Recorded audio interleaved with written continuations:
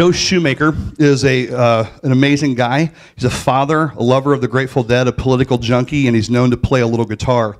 His professional work as a realtor, he has over 20 years of experience. Joe loves to find mid-century modern gems for homeowners that care about architecture. So please help me in joining Joe with a warm round of applause as he comes to talk with us tonight.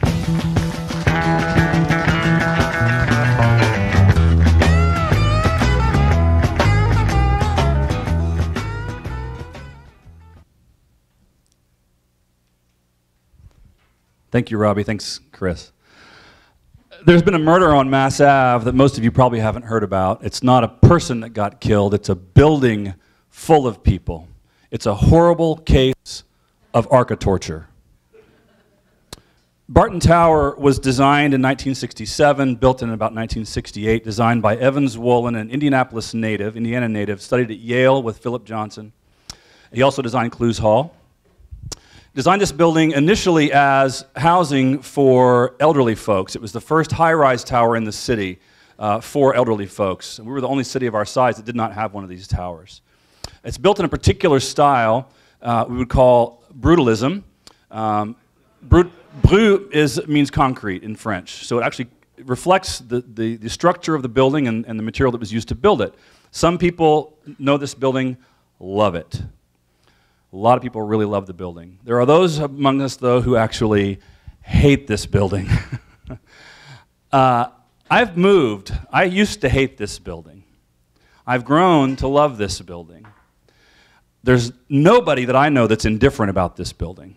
It's a building that once you see it, once you recognize it, once you stand in its presence, there's no middle ground there. I've grown to love this building because I chose to study its context, its history, its place in our city's history, the residents, its place in time, its place on the avenue, what it replaced. I've grown to really love this building. It's our tower in the park. If you are familiar with Le Corbusier, that's a term that he coined. It's our tower in the park. It was built surrounded by green space. Our built environment, though, isn't just buildings, right? It's the people that inhabit the buildings, it's the space they occupy, it's the scale they take up. It's how those buildings relate to human scale. And if you've ever walked up against this building, which for not very much longer you won't be able to do, you can actually walk right up to the building and see it. This is what it's looked like looking northeast on the corner of Mass, right by the Athenaeum. It's an amazing, amazing monolithic building. It may be ugly. There's no two ways about it. I mean, it's a building that, again, you drive by it a million times, and once you see it, a lot of people say, that thing's freaking ugly. But it's ours. It's ugly like it's one of our own children. I wouldn't kick one of my ugly kids out, right? It's my kid. I'm going to love this building because it is what it is. But now, what's going on around it is we can't tear it down because it has historic value, so let's just build a girdle around its base. They're calling it Milliken on Mass. I call it Mulligan on Mass.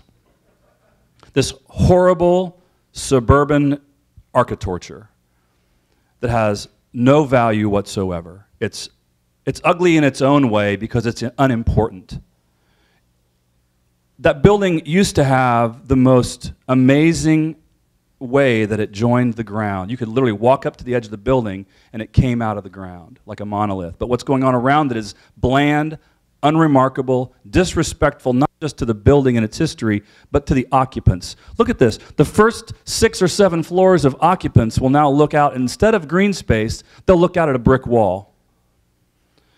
I can guarantee you there's no amount of photo editing that can make this a good design decision. The next photo is a really pretty picture of something that's really ugly. I can guarantee you that if that building were full of wealthy, white, politically connected people, this would not be going on. Guarantee it 100%. But it's full of poor black people who have no voice. There aren't any do-overs with this kind of development. This was one of the last remaining pieces of green space downtown, and there's not much of it left. We cannot afford to settle for this stuff. It's happening all over town. These buildings are being destroyed, they're being built around, and if we settle for that stuff, we won't get this. We won't get Frank Gehry. Trucking, got my chips cashed in.